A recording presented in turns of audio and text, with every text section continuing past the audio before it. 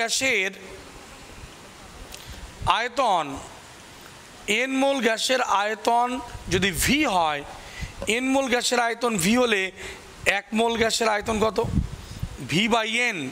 তাই এই ইকুয়েশনে যদি ভির জায়গায় v বাই n বসাই, 1 মোল গ্যাসের আয়তন এই যে ভির জায়গায় যদি v বাই n বসাই, বুঝলি, তাহলে কী হবে বলতো? p into v by n equals to RT, or PV equals to nRT। মূল কথা, 1 মোল গ্যাসের ক্ষেত্রে PV ইকুয়ালস টু RT, আর n মোল গ্যাসের ক্ষেত্রে PV ইকুয়ালস টু nRT। ওই যে n মোল গ্যাসের আয়তন v হলে 1 মোল গ্যাসের আয়তন v বাই n, ভির জায়গায় v বাই nটা বসিয়ে দিলাম, PV ইকুয়ালস টু nRT। কি মনে রাখবি কি? 1 মোল গ্যাসের ক্ষেত্রে PV ইকুয়ালস টু RT, আর n মোল গ্যাসের ক্ষেত্রে PV equals to nRT। n mole গ্যাসের ক্ষেত্রে PV ইকুয়ালস টু nRT। বোঝা গেছে? আলোচনা কন্টিনিউশনটা খেয়াল করবি, হ্যাঁ? আমরা কিন্তু এখান থেকে একটু কন্টিনিউ রেখে আলোচনাটা এগিয়ে নিয়ে যাব। তো PV ইকুয়ালস টু nRT পেলাম, কেমন? PV equals to nRT। এবার দেখ, এই PV equals to nRT, n মোল সংখ্যা, তোরা কেমিস্ট্রিতে পড়ে থাকবি মোল সংখ্যা। এই মোল সংখ্যা n ইকুয়ালস টু কি? Small m by capital M। সে জিনিস আবার কি? স্মল mটা হচ্ছে গ্যাসের ভর, স্মল m গ্যাসের ভর, আর ক্যাপিটাল M গ্যাসের আণবিক ভর।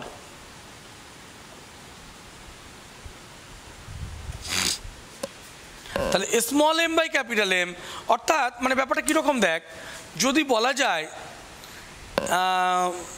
ধর তুই 6টা ডিম নিয়েছিস, 6টা ডিম মানে কত ডজন ডিম? আমরা কি করি? 6/12, হাফ ডজন ডিম। যদি বলি 10টা ডিম মানে কত ডজন ডিম? 10/12। যদি বলি 15টা ডিম মানে কত ডজন ডিম? 15/12। ঠিক তেমনটি যদি বলি যে 16 গ্রাম অক্সিজেন মানে কত মোল অক্সিজেন? 1 মোল অক্সিজেন মানে 32 গ্রাম। তাহলে 16 গ্রাম অক্সিজেন মানে কত মোল? 16/32, হাফ মোল। যদি বলা হয় 20 গ্রাম অক্সিজেন মানে কত মোল অক্সিজেন? তাহলে 20 গ্যাসের ভর 20 বাই অক্সিজেনের আণবিক ভর হচ্ছে 32, তাহলে 20/32। যদি বলা হয় 50 গ্রাম অক্সিজেন মানে কত মোল অক্সিজেন? 50/32। তাহলে গ্যাসের ভরকে গ্যাসের আণবিক ভর দিয়ে ভাগ করলে মোল সংখ্যা পাওয়া যায়। বোঝা গেছে কি বলেছি? যেমন ডিমের সংখ্যাকে 12 দিয়ে ভাগ করলে ডজন পাওয়া যায়, কত ডজন ডিম, তাই না? তো PV ইকুয়ালস টু এরকম একটা জায়গায় পেলাম। তাহলে এই যে জিনিসটা পেলাম এটাই তো কের পরিবর্তে, তাই না? দেখ, PV ইকুয়ালস টু KT ছিল, তো PV ইকুয়ালস টু KT ছিল, তাহলে কের পরিবর্তে অ্যাকচুয়ালি পেয়ে গেলাম কি? Small m by capital M into R। কের জায়গায় কিন্তু এটা পেলাম। এবার এখানে যদি স্মল m 1 হয়, স্মল m যদি 1 হয়, আলোচনার কন্টিনিউশনটা খেয়াল করবি, হ্যাঁ? তাহলে স্মল m যদি 1 হয় তাহলে K ইকুয়ালস টু কি আসবে? R/M। এইটাকে আমরা স্মল r ধরি, স্মল r ধরি, এবং এই স্মল rটাকে বলা হয় গ্যাসের আপেক্ষিক গ্যাস ধ্রুবক। এটাকে বলা হয় কি বললাম? আপেক্ষিক গ্যাস ধ্রুবক, আপেক্ষিক গ্যাস ধ্রুবক স্মল r। এই ক্যাপিটাল আর হচ্ছে সার্বজনীন বা মোলার গ্যাস ধ্রুবক। 1 মোল গ্যাসের ক্ষেত্রে গ্যাস ধ্রুবক হচ্ছে 1 মোল গ্যাসের ক্ষেত্রে গ্যাস ধ্রুবক ক্যাপিটাল আর, আর এটা হচ্ছে 1 গ্রাম গ্যাসের ক্ষেত্রে 1 গ্রাম গ্যাসের ক্ষেত্রে গ্যাস ধ্রুবক হচ্ছে স্মল আর। কি বলেছি?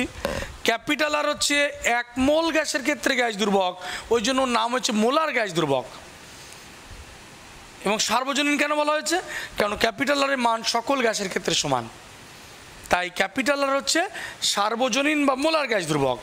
1 মোল গ্যাসের ক্ষেত্রে গ্যাস ধ্রুবক ক্যাপিটাল আর, আর 1 গ্রাম গ্যাসের ক্ষেত্রে গ্যাস ধ্রুবক সেটা হচ্ছে small R. Small R equals to capital R by M। তাহলে সকল গ্যাসের মোলার গ্যাস ধ্রুবক ক্যাপিটাল আর কনস্ট্যান্ট, কিন্তু সব গ্যাসের আপেক্ষিক গ্যাস ধ্রুবক কি কনস্ট্যান্ট হবে রে? না। কেন? অক্সিজেনের ক্ষেত্রে M তো 32, তাহলে R/32 হবে, তাই না? নাইট্রোজেনের ক্ষেত্রে 28, তাহলে সেক্ষেত্রে R/28। তাহলে হাইড্রোজেনের ক্ষেত্রে 2, তাহলে কত হবে? R/2। তো এক একটা গ্যাসের ক্ষেত্রে স্মল আর মানে আপেক্ষিক গ্যাস ধ্রুবক এক এক রকম, কেমন? তো আমরা এই যে মোলার গ্যাস দুর্বক বা সার্বজনীন গ্যাস দুর্বক এর মান নির্ণয় করব। মোলার গ্যাস দুর্বক বা সার্বজনীন গ্যাস দুর্বকের মান নির্ণয় করব। কেমন? মোলার গ্যাস দুর্বক বা সার্বজনীন গ্যাস দুর্বকের মান নির্ণয় করব। দুর্বকের মান নির্ণয়।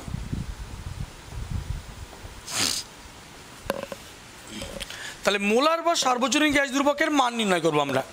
দেখ, পিভি ইকুয়ালস টু এনআরটি পেয়েছি আমরা। পিভি ইকুয়ালস টু এনআরটি, এখান থেকে যদি বলি আর equals two PV by N T লেখা যাবে। তো দেখ, যদি 0 ডিগ্রি সেলসিয়াস উষ্ণতায় প্রমাণ চাপ ও উষ্ণতায়, প্রমাণ চাপ আমি ধরে নিলাম, প্রমাণ চাপ ও উষ্ণতায় 1 মোল গ্যাসের, প্রমাণ চাপ ও উষ্ণতায় 1 মোল গ্যাসের যদি চাপটা P0 হয়, আয়তনটা V0 হয়, উষ্ণতা, প্রমাণ উষ্ণতাকে T0 ধরলাম, প্রমাণ চাপটাকে P0 বললাম, প্রমাণ উষ্ণতাকে T0 বললাম, এবং প্রমাণ চাপ ও উষ্ণতায় 1 মোল গ্যাসের আয়তনটাকে V0 ধরলাম। কি বলেছি? প্রমাণ চাপ P0, প্রমাণ উষ্ণতা T0, প্রমাণ চাপ ও প্রমাণ উষ্ণতায় 1 মোল গ্যাসের আয়তন হচ্ছে V0। তাই যদি হয় তাহলে এখান থেকে আর ইকুয়ালস টু কী পাবো? দেখ, তাহলে এন এর মান কত বসাবো? 1। আচ্ছা, মানটা পরেই বসাচ্ছি। তাহলে P0, তাহলে প্রমাণ চাপ মানে 76 সেমি পারদের চাপ। তাহলে 76 সেমি পারদের চাপ কত রে? এইচ রো জি। এইচ মানে 76 সেমি, রো মানে পারদের ঘনত্ব 13.6 লিখতে পারিস, বা 13.596 বা 595ও লেখা যায়, এটা সূক্ষ্ম মান তো, ইন্টু এই যে 13.595 বা 596 যা লিখতে পারিস, ঠিক আছে? 6ও লিখতে পারিস, 5ও লিখতে পারিস, অসুবিধা নেই।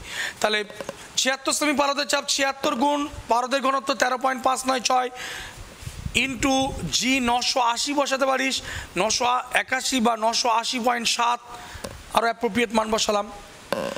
কেউ যদি 980 লিখে বা 981 লিখে ভুল লিখবে না, ভুল না, বুঝলি? যতটা সঠিক লেখা যায়। তো এটা হলো কি, P0 মান হলো P0, এইচ রো জি চাপ, এইচ রো জি বা এইচ ডিজি, তোরা শুনে থাকবি। 76 সেমি পারদের চাপ, 76 সেমি, 76 ইন্টু পারদের ঘনত্ব ইন্টু জি। তাহলে এটা P0 পেলাম।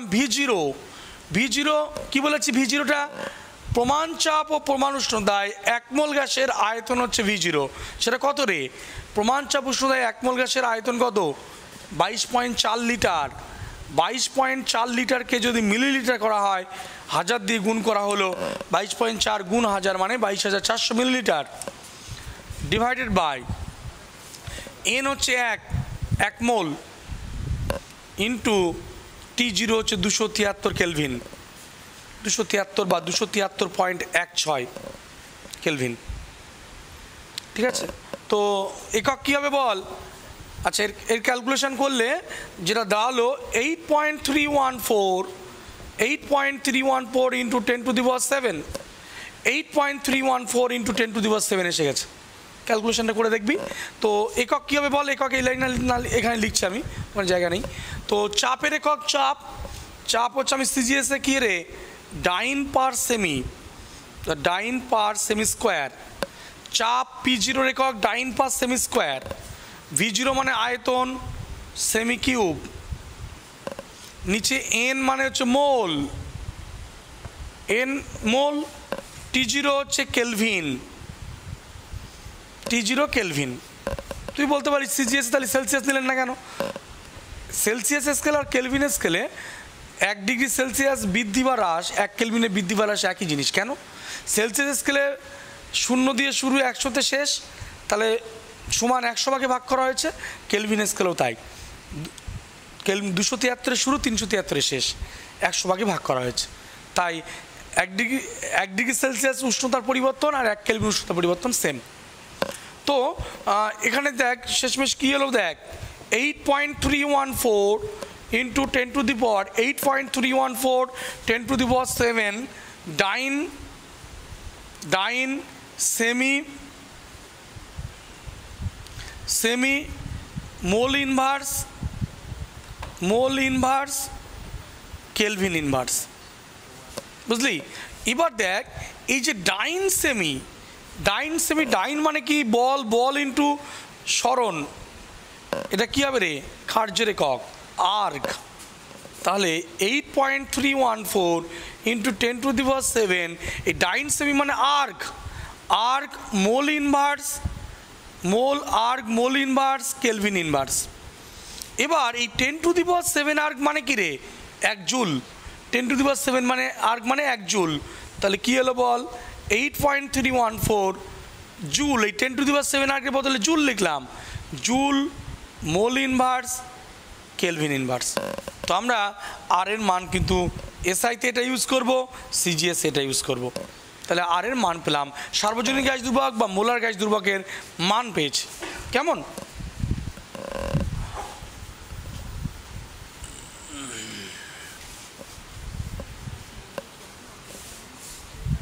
দেখ এবার আমরা একটা হেডিং করছি গ্যাসের চাপ, উষ্ণতা এবং ঘনত্বের পারস্পরিক সম্পর্ক। গ্যাসের চাপ, উষ্ণতা ও ঘনত্বের সম্পর্ক। গ্যাসের চাপ ব্র্যাকেটে পি দিলাম, উষ্ণতা ক্যাপিটাল টি দিলাম এবং ঘনত্বের সম্পর্ক ব্র্যাকেটে রো দিলাম। গ্যাসের চাপ, গ্যাসের উষ্ণতা, ঘনত্বের সম্পর্ক। তো গ্যাসের চাপ, উষ্ণতা, ঘনত্বের সম্পর্ক প্রসঙ্গে আমরা ইতিপূর্বে আলোচনা একটা প্রসঙ্গে এসেছিল, দেখ মনে করে দেখ, এরকম পিভি ইকুয়ালস টু এনআরটি, তাই না? সেই এনের জায়গায় আমরা কী লিখেছিলাম মনে পড়ছে? Small M by capital M RT পেয়েছিলাম। তো এর পরের আমরা তো এমনভাবেও লিখতে পারি, দেখ PV by small M T equals to capital R by M. দেখ নির্দিষ্ট ভরের ক্ষেত্রে, নির্দিষ্ট গ্যাসের ক্ষেত্রে ক্যাপিটাল এম মানে আণবিক ভর কনস্ট্যান্ট, নির্দিষ্ট গ্যাসের ক্ষেত্রে আণবিক ভর কনস্ট্যান্ট, নির্দিষ্ট এবং গ্যাসের সকল গ্যাসের ক্ষেত্রে ক্যাপিটাল আর কনস্ট্যান্ট। তাহলে নির্দিষ্ট গ্যাসের ক্ষেত্রে আর বাই এম কনস্ট্যান্ট। তাই যদি হয় তাহলে অতএব নির্দিষ্ট গ্যাসের